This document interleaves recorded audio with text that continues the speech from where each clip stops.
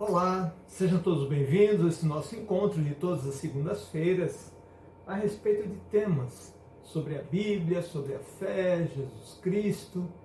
E hoje nós estamos refletindo sobre Jesus e o absurdo da violência. O ser humano, desde a antiguidade, nós temos vários registros da violência. E hoje a coisa parece que se tornou ainda mais profunda, né? Esse ser humano que está, de uma certa forma, avançando a violência, né? Vemos aí até nas redes sociais, vemos aí na questão de assaltos, etc. E no mundo inteiro. Então vamos dar uma olhada como Jesus percebe a violência e quais são os caminhos para que possamos vencer a violência ou de alguma forma mitigar a violência e superar esses atos violentos que nós vemos a cada dia da nossa realidade que está aí. Eu sou o diácono Eduardo Sierra, da Arquidiocese de São Paulo, aqui da paróquia São Sebastião, e estamos toda segunda-feira às 19h30 no ar aqui. Então vamos começar, mas vamos começar rezando, porque quem não reza vira bicho. Deus de amor e misericórdia, envia teu Santo Espírito sobre cada um de nós, para que possamos compreender mais e melhor os atos de violência. Também podemos nós sermos agentes de violência, de tal maneira que possamos administrar melhor os nossos desejos, algumas vaidades, consigamos controlar e administrar melhor também as nossas emoções. É tudo isso que nós vamos ver nesse encontro. Em nome do Pai, do Filho e do Espírito Santo. Amém. Muito bem, tivemos o primeiro encontro na semana passada a respeito do tema, então esse é o segundo encontro. Então nós vamos dar uma olhada aqui, onde nós paramos, né? E vimos ali a questão dos tipos de violência, né? As últimas aqui foi a questão sexual, violência sexual, patrimonial, moral. Então agora nós vamos avançar um pouco nessa questão teológica para compreendermos aí como Jesus encara essa questão da violência. Sabemos que ele é a própria sabedoria, né? Lá no Antigo Testamento, o Antigo Testamento apontava para Jesus Cristo como fonte de sabedoria. Sabedoria faz com que a gente tome melhores decisões, tenhamos melhores atitudes, tenhamos mais serenidade, mais paz, saibamos conviver melhor uns com os outros, com as diferenças, a maior tolerância com relação àquilo que é diferente de mim. Então, tudo isso está nesse caldo em que Jesus nos ensina a vivermos melhor, tudo isso nos preparando para a vida eterna, né? Então, nessa caminhada, superando tudo isso, certamente conseguiremos um dia estarmos junto dele na vida eterna. Então, a questão é, não revidar a violência é sabedoria ou covardia? Jesus era covarde? Claro que não, né? Ele enfrentava todos, né? Todos aqueles que se colocavam contra ele enfrentava de maneira corajosa, né? E ele dizia para os apóstolos, não tenhais medo, não tenhais medo, coragem, né? Lá no final ele fala, eu venci a morte, né? Então ele sempre nos dá um ato, nos enriquece, nos fortalece para que tenhamos coragem. Mas será que tem algum momento em que eu devo dar um passo atrás com relação à violência? Então é isso que nós vamos entender em algumas passagens e nós vamos entender aí na questão de Jesus, né? Então, é sabedoria ou covardia não revidar ou dar um passo atrás, né? Vamos olhar o contexto, a maioria já conhece aquela passagem em que Jesus disse, se alguém te der uma bofetada, né, no rosto, vire o rosto para que te dê outra. Você fala, bom, peraí, está certo isso? É justo isso? Né? É justo isso? Será que Jesus, que tem tanta determinação, tanta coragem para falar com os fariseus, para falar diante do sinédrio, para falar com os governadores, governadores romanos, né? Será que ele sugere um ato de covardia? Será que oferecer a outra face não seria um ato de covardia ou permitir a violência? Então, vamos dar uma olhada direitinho nessa passagem que está lá, ó, em Mateus 5, versículo 38 e 39. 2 versículos apenas. Mas a gente vê muito a parte final e a gente não vê o início, em que contexto está sendo dito isso, né? Então veja o que ele diz assim: ouvistes que foi dito, olho por olho e dente por dente, né? Olho por olho e dente por dente. Quero dar uma paradinha aqui para a gente entender. Esse olho por olho, dente por dente, na verdade, foi um avanço lá na antiguidade, né? Código de Hammurabi, né? Aqueles que fizeram direito, aí eu não fiz direito, né? Mas eu fiz teologia e questão de tecnologia e informação. Mas do Código de Hammurabi era um olho por olho, dente por dente. Por que se dizia isso? Porque toda vez que alguém praticava um mal contra o outro, se respondia de maneira desproporcional. Então alguém foi lá e destruiu lá uma cerca, o outro ia lá e destruía a cerca e o celeiro, né? Ou se alguém ia lá e batia alguém, o outro ia lá e arrebentava, quebrava uma perna do outro. Então, de maneira desproporcional. Então, a gente vê aí que a violência ela vem de longe, né? Vem de muito longe, né? Então, já desde a antiguidade. Então, o Código de Hammurabi, que dizia olho por olho, dente por dente, queria dizer o seguinte: olha, se alguém te arrancar um olho, só arranca um olho do outro, né? Se alguém te arrancar um dente, só um dente do outro. Não extrapole isso de maneira violenta, né? Respondendo de maneira violenta. E o que a gente vê ainda hoje é o que acontece antes de Hammurabi, né? Às vezes uma fechada que se dá no trânsito, a pessoa para a outra, discute, tira a faca ou tira um revólver, né? O olho por olho, dente por dente, seria nesse caso, seria um avanço. Porque dizia, bom, então eu te fechei, então você me fecha, tá? Fechou? Ah, tá. Estamos em paz? Fechou? Tá fechado? Beleza? Tchau. Você vai por aí, eu vou por aqui. Isso seria olho por olho. Você está entendendo como isso era um avanço na antiguidade a respeito da violência e a respeito também da questão da justiça. Da questão da justiça. Se alguém, por acaso, roubasse um bezerro, né, o outro ia lá e roubava 3. Para você aprender a não roubar dos outros, né? Ou batia, além disso, batia. Então, aí era um avanço, olho por olho, dente por dente. Mas Jesus, ele supera essa lei lá do Código de Hammurabi, né? Ele supera isso. Ele diz, olha, ouviste que foi dito lá dos antigos, né?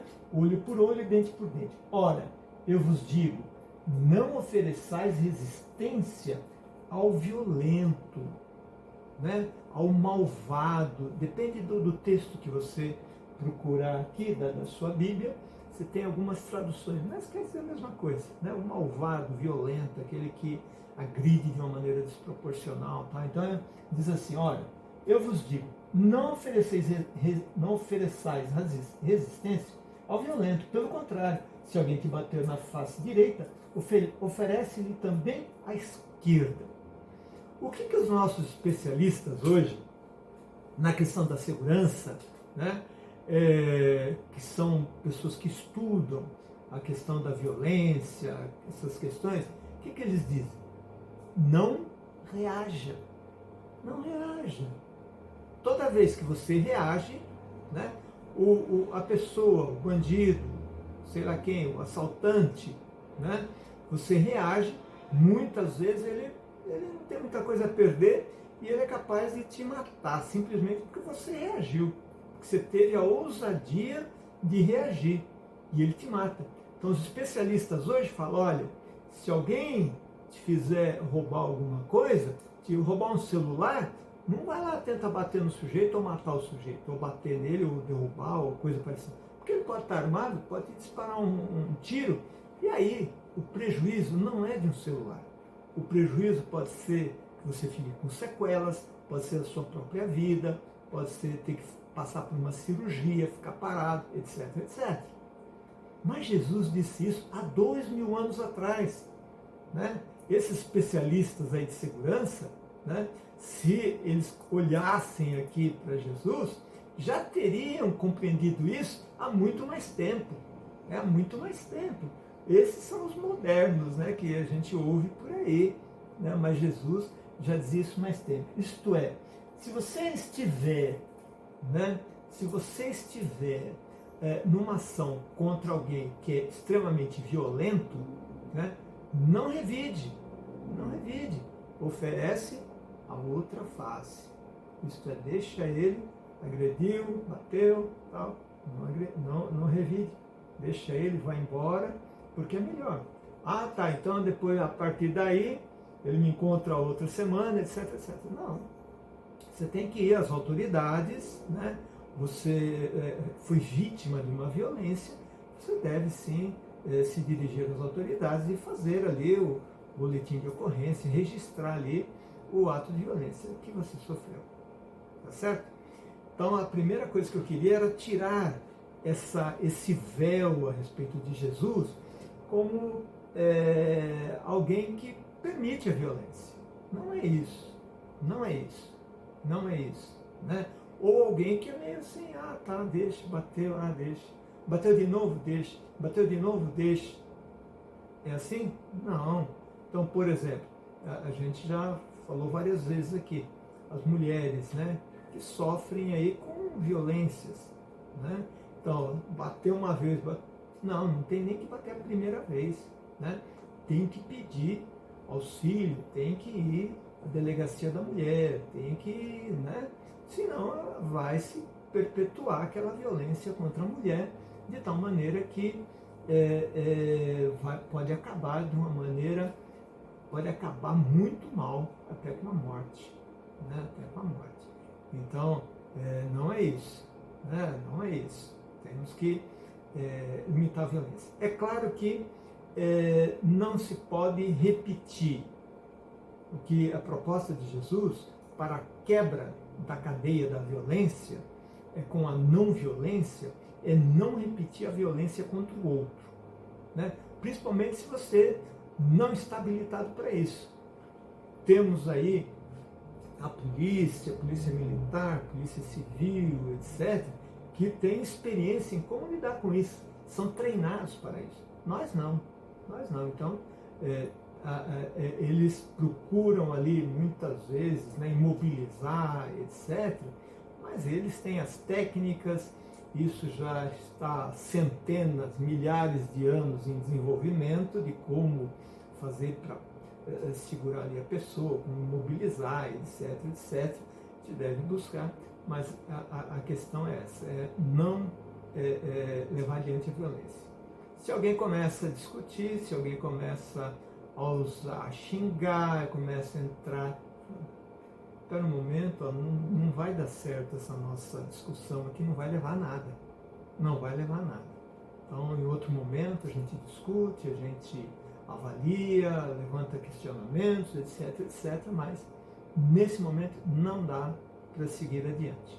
Né? Essa é a maneira, a sabedoria de Jesus contra a violência. Né? O antídoto contra a violência é não alimentar essa violência, porque a gente sabe que sempre acaba mal. Mas vamos adiante, que temos muita coisa aqui para que a gente possa compreender aí. Então, veja. Então, não revidar significa, na verdade, por acaso perpetuar a violência ou uma estratégia momentânea? É uma estratégia momentânea, tá certo? De eu me preservar, de rever aquilo, e depois tomar as devidas atitudes, ou através da lei, de um advogado, um boletim de ocorrência, etc, etc. Né? Muito bem. Vamos entendendo aí. Jesus e o absurdo da violência. As principais violências na Bíblia. Eu achei muito interessante que eu fui buscar na Bíblia achei um monte, né? Mas eu citei aqui alguns, eu destaquei aqui alguns momentos de violência na Bíblia, para a gente refletir um pouco desde quando vem essa violência. E isso está registrado na Sagrada Escritura, né? Como esse ser humano ele se torna violento e em que condições e o que o leva a essa violência. Quais desejos, qual é esse descontrole emocional, ou então às vezes não é um descontrole emocional, a coisa é arquitetada, é pensada, etc. Né? Então é isso aí que a gente está vendo. Eu comecei olhando no Gênesis, né? E me lembrando que Caim mata Abel num ato de raiva e inveja. Está ali no Gênesis 4:8. Então veja, a primeira família, tá certo? A primeira família, um irmão mata o outro, temos aí um fratricídio, um assassinato, né? Um assassinato aí, em que um mata o outro por causa da inveja, né? Então veja, o Caim ficou com raiva, porque Deus simplesmente gostou do que Abel ofereceu, né? Então tinha a questão de ser um agricultor e outro ser um caçador, etc, etc. E Deus gostou do que Abel tinha dado e ele ficou ali com raiva porque ele queria estar em primeiro lugar, em primeiro plano, né? E como um outro se destacou, tá dando para entender a origem disso aí? A origem da violência, e aí a gente vai entendendo a violência através dos tempos, né? A inveja, né? O sujeito muitas vezes que olha alguém com um carro bonito e fala, eu queria ter aquele carro, mas eu não tenho porquê. Bom, primeiro eu teria que estudar, trabalhar, se preparar, fazer algum curso técnico, uma faculdade, né? Juntar dinheiro, ir lá e comprar um carro, né? Mas o sujeito, naquele desejo de, em vez de ter, de uma maneira cortando caminho, né? Fazendo um atalho, o que ele faz? Ele vai lá e quer roubar ou furtar o carro do outro, né? Qual que foi a origem? A inveja. Querer ter o que o outro possui, né? A inveja. Então vejam que a inveja motiva muitas coisas ruins, né? Muitas coisas ruins. Às vezes, entre países, né? Então um país tem uma área lá que é muito boa, fértil, etc. O olho lá fica de... O vizinho, o país vizinho, fica de olho lá naquela região fértil que tem lá água, que tem uma cachoeira, tem um rio, etc. Invade pela força, né? Para ficar. Por quê? Pela inveja do ter. Eu quero ter aquilo lá para mim, né? Para mim.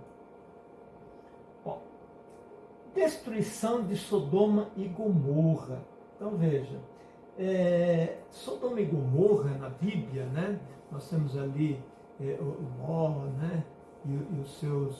E a sua família, né? E nós temos Ló vivia ali, né, nessa região, e o que acontece? Ali havia, em primeiro lugar, a questão da moral, do desrespeito uns para com os outros, e aí aquilo parece que foi se contagiando. Então não só na questão da sexualidade, mas de furtos, de roubos, de não se respeitar o outro. E houve ali, a interpretação da época era o seguinte, olha, Deus foi lá e destruiu. Não, a própria ação humana, a partir desse descontrole, a partir dessa da inveja também e dar vazão a todos os sentimentos negativos, né? Então isso é um processo de autodestruição. A gente vê aí muitos lugares, muitos países, né, que se deixam levar por esse descontrole da questão do que é certo e do que é errado, e achar que o errado e o certo são um só, né? E aí você tem aí a desagregação, e aí você tem morte e destruição, né? Se não for por eles mesmos, por alguém que venha, invada e tome conta de tudo, né? Isso aconteceu várias vezes na Bíblia. A escravidão dos hebreus no Egito, um tremendo um acontecimento ali de violência, né? Os hebreus começaram ali, eles eram uma colônia dos hebreus que vieram lá do José, o famoso José do Egito, né? Um dos filhos de Jacó, e aí lá desenvolveram uma grande colônia, né, dos hebreus. E aí eles foram se juntando, trabalhando, etc. Ganharam aqui, ganharam ali, aí tinham ouro, prata, etc. E aí o faraó começou a olhar, falou, opa, se esse grupo aqui que é tão forte, que está dentro aqui do Egito, né, que não são egípcios, mas tem essa tradição aí, que viria a ser depois os judeus, né? A Judá ainda não está constituída, né? Porque só depois da Terra Prometida, né? Quando eles passam ali pelo Mar Vermelho, etc., pelo deserto, para a Terra Prometida. Mas os hebreus ali, naquele momento, eram um risco ali para o faraó, mesmo porque eles estando dentro do Egito, eles podiam, de alguma forma, se juntar a algum inimigo externo, tá certo? Poderiam se juntar a algum inimigo externo, fazer ali alguma espécie, né, de aliança, e aí minar por dentro o Egito e sendo atacado por por algum império que na época subia e descia impérios para todo lado. Então, os hebreus passaram a ser um grande perigo. Então, o que eles fizeram? O faraó fez? Começou a, em primeiro lugar, não deixar nascer os filhos homens, né? Então, para que a força física, que naquela época era muito importante, então para que não ocorresse isso, né? Moisés, o próprio Moisés foi salvo ali, né? Porque já as parteiras, se fosse fazer o parto lá das mulheres dos hebreus, elas deveriam matar a criança, né? E aí nós temos o Moisés que a irmã dá um jeitinho, essa outra história, né? Dá um jeitinho, aí a filha do faraó começa a cuidar dele e ele tem uma grande... ele se torna ali no Egito, recebe toda a educação dos filhos, né? Dos filhos do faraó, e aí tem uma grande projeção, etc, etc. Bom, é toda aquela... E aí e depois, então, o faraó escraviza aquele povo. Então vocês vão trabalhar e vão trabalhar por comida, simplesmente por comida, né? E aí eles são escravizados até que nós temos ali a grande libertação do povo, dos hebreus, né? Que saem ali, atravessam o Mar Vermelho, etc, etc. Temos toda uma história por trás disso, mas é um momento de escravidão, de sofrimento, de morte, né? Uma situação muito difícil. Então vejam quantos casos de violência, né? A morte dos primogênitos no Egito, né? O primogênito é o filho mais velho, né? De todo aquele que era o primogênito. Então nós temos ali uma maldição ali. Eu teria que ter mais tempo aqui para a gente avaliar, né? Porque os primogênitos eram aqueles que experimentavam a comida, etc, etc. Temos várias análises aí teológicas para compreender melhor a morte dos primogênitos, e morre também o primogênito do faraó, né? Então, a mortandade de crianças ali, né? Principalmente os primogênitos. Temos a travessia do Mar Vermelho, que também foi algo violento, porque o faraó e os seus seus cavaleiros lá acabaram sendo levados ali, atravessando o Mar Vermelho, e assim vai. Aí temos as guerras de conquista de Canaã, com Josué. Então, primeiro teve Josué, que fugiu, passou ali 40 anos no deserto, né? Aí temos as tábuas da lei, etc. E aí depois Josué é aquele que vai substituir então nessa caminhada aí, né? Vai ser aquele que vai entrar na Terra Prometida, né? E aí você tem várias guerras de conquista, guerras às vezes sangrentas, porque quando eles chegam lá na Terra Prometida, eles tinham povo lá que tinha se instalado, né? Então temos de Abraão, né? De Abraão, Isaac e Jacó, né? E aí depois eles migram, né? Um grupo enorme migra então para lá, e aquela terra de Canaã vai sendo tomada. E eles vão retomar a terra. E eles estão lá, eles querem assumir a terra de novo. É lógico que para isso vai ter guerra. Então temos inúmeras guerras sangrentas, etc. Então vemos que a violência, ela vem através dos tempos, né? Às vezes para a sobrevivência de um povo, muitas vezes pela inveja, algumas vezes pela vaidade, ou algumas vezes por querer ter o que é do outro, né?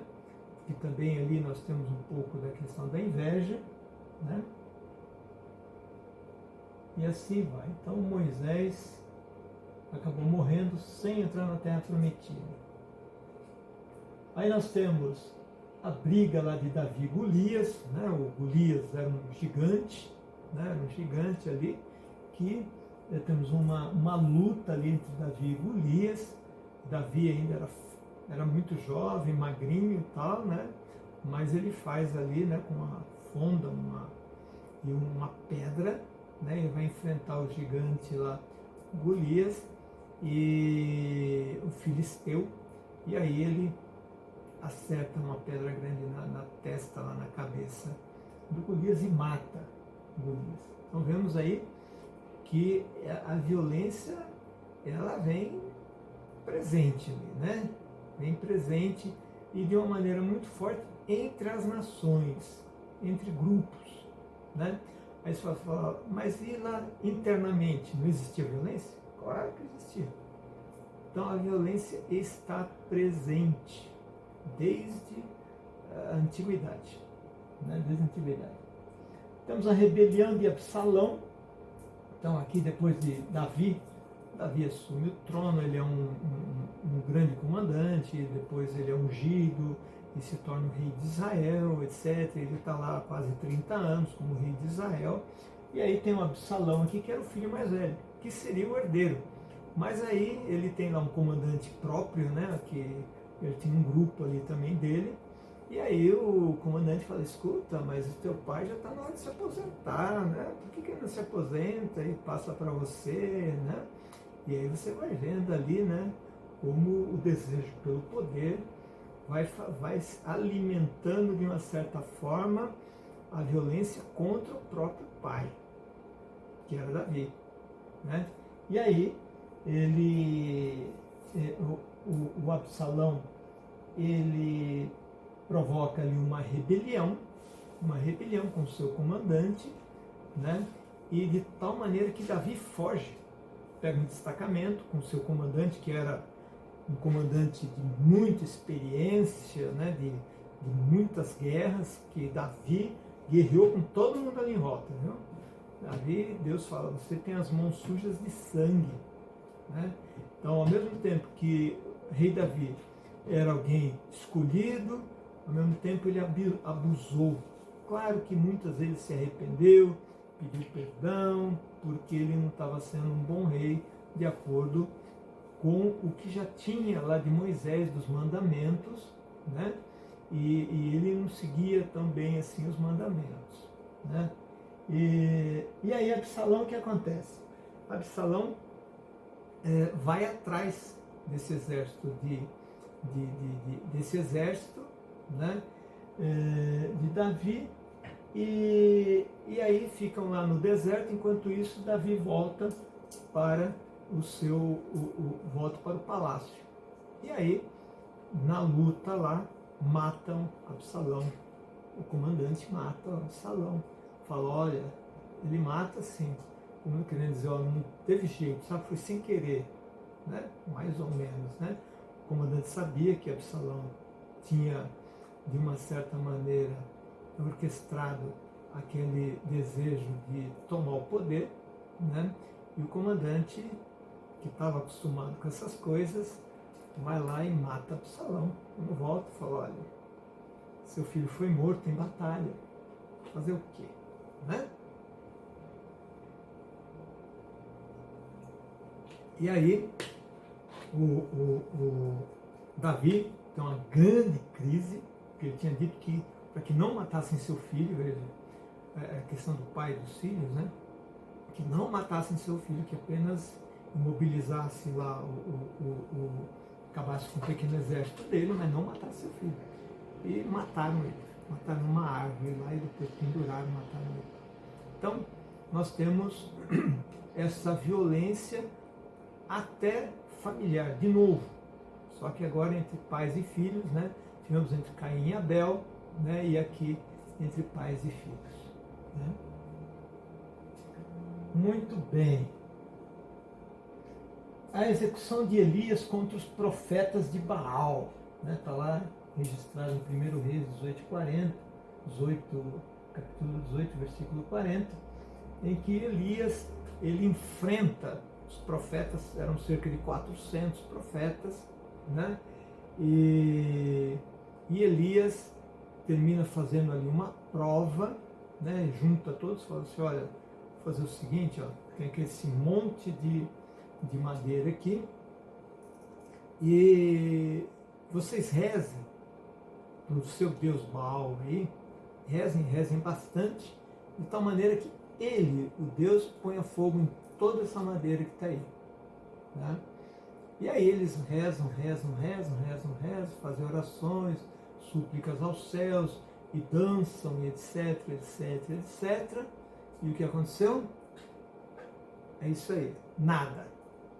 Né? Não aconteceu nada. E aí então, Elias, ele pede a Deus, né, que ponha fogo, caia fogo sobre aquela madeira, para mostrar toda a sua glória, a glória contra o Deus dos estrangeiros que invadiam Israel. Né? E aí, quando ele faz isso, ele percebe que Deus está com ele, ele fala, ó, faz o seguinte, joga um monte de água em cima, vários galões aí de água. Né? Aí eles jogam água, deixa tudo encharcado ali, e aí ele faz a oração para Deus, e aí Deus põe fogo em toda aquela madeira. Então aí eles se deitam por terra, reconhecendo o Deus de Israel, né, esses profetas, e Elias, profeta Elias, passa a fio de espada, ele e mais alguns, é claro, a fio de espada, todos aqueles profetas que estavam ali quase que mobilizados, extasiados ali com aquele Deus que era muito mais forte que o Deus Baal, era o Deus de Israel. E ele mata todos a fio de espada, 400. Né? E aí temos uma perseguição, Elias, etc, etc. Né? Então não vamos... Acabe, a sua esposa, que era, né, que mandava mais do que Acabe. Né? Então, vejam quanta violência, e muitas vezes ali pelo poder e até mesmo religiosa, que é o caso ali de Elias contra os profetas de Baal. Vamos ver. Principais violências na Bíblia ainda, a captura e morte de Jesus. Um grande ato de violência, de crueldade contra Jesus. aquele que era inocente, que não praticou mal contra ninguém, que curava as pessoas, ensinava a ter respeito pelo outro, a amar o outro, amai-vos uns aos outros como eu vos amei, era o seu mandamento principal, o mandamento do amor, né? Amar a Deus acima de todas as coisas, essa era a proposta dele. E isso, de alguma maneira, além do perdão dos pecados, né? Aquele perdão dos pecados foi a gota d'água. Por quê? Porque o perdão dos pecados acontecia exatamente através da oferenda no templo de um boi, depende do tamanho do pecado ou dos pecados, de um boi, de um bezerro, ou de um cabrito, de um cordeiro, enfim, né? Ou mesmo às vezes de um par de rolinhas ali para o pobre. Né? Então o pobre estava sempre em pecado, porque falava, você tem que dar um cordeiro. Falava, se tivesse um cordeiro eu comia, né? Porque ele não tinha dinheiro. Mas, então existia ali um comércio, né? O próprio Jesus vai denunciar isso. Não façais da casa do meu pai uma casa de comércio, né? Uma casa de negociação, etc. E aí, o que acontece? Jesus nem diz assim, os teus pecados estão perdoados. Que muito amou, muito será perdoado. Né? Então, ele quebra a lógica do templo, quebra a lógica judaica, onde muitos viviam às custas desse culto, né, desse sacrifício, e ele se doa como sacrifício de tal maneira que não houvesse mais necessidade de se matar animais, nem de se comprar os animais dos anciãos, que eram aqueles que comercializavam todos os rebanhos que estavam lá na Galileia, né, que tinham os empregados que eram os galileus, que era o pessoal pobre lá do norte de Israel, né, depois ali da Samaria. Então, Jesus é capturado, né? Ali Pedro ainda tenta fazer um ato de violência e corta a orelha do soldado, né? que vem prender Jesus, e Jesus segura e pega a orelha lá e faz o seu último milagre ali naquele momento, né? E repõe a orelha do soldado, e o soldado já começa a olhar e fala, esse Jesus é meio diferente, né? Ele vai surpreendendo a cada momento, veja, contra a violência de Pedro. Né? Até mesmo porque é o cálice que ele vai beber para a salvação do mundo, né? O seu sangue que é derramado através da nova e eterna aliança. Né? Também aí depois nós temos aí os espinhos, né? Na cabeça coroa de espinhos, ele é chicoteado. Além também, vocês viram que temos violência ali, a violência moral, né? Violência psicológica. Eles tentaram com a violência moral e psicológica, mas com Jesus não adiantou. Né? Porque Jesus tinha uma personalidade muito forte, ciente de quem verdadeiramente ele era. Né? Então, quando ele responde ali de uma maneira a Pilatos, de uma maneira um pouco dura, né? Ele recebe uma bofetada do centurião, né? E aí Jesus diz assim para ele, Jesus não revida, Jesus, e nem mostra outra face também não naquela hora. Né? E veja que ele está numa condição difícil, ele estava preso, amarrado. Né? E aí ele diz assim, se eu disse alguma coisa errada, me diga onde eu errei, mas se eu não errei, por que me bates? Tenho certeza que o centurião ali ficou bastante desconcertado. Né? Vejam o controle emocional de Jesus, a maneira como ele, com serenidade, né, ele derruba a violência do centurião. Se eu falei alguma coisa errada, me diga onde eu errei.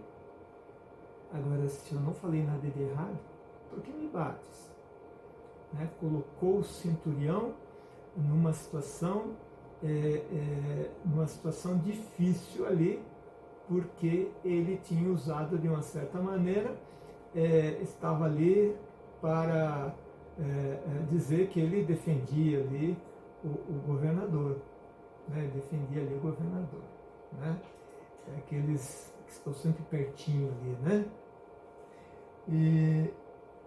E aí temos a morte de cruz, que é uma violência maior ainda, né? A morte de cruz, que é sangrar, que é não conseguir respirar, né? Ele não morre por causa do sangramento, né?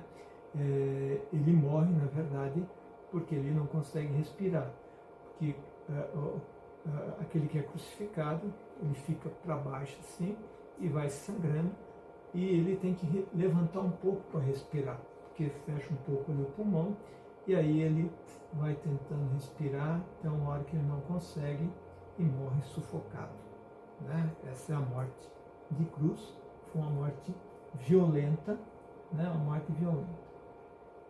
Ainda nós temos na Bíblia a perseguição aos cristãos.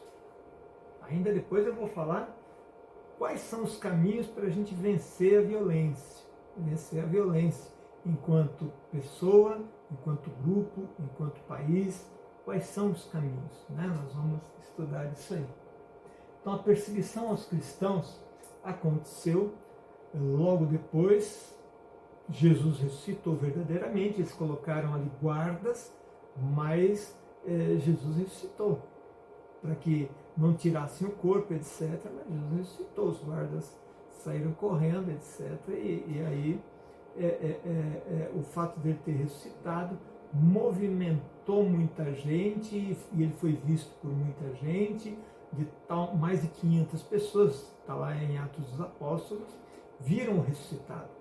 E a nossa fé, ela está baseada principalmente nisso, na ressurreição de Jesus e no testemunho que as pessoas deram.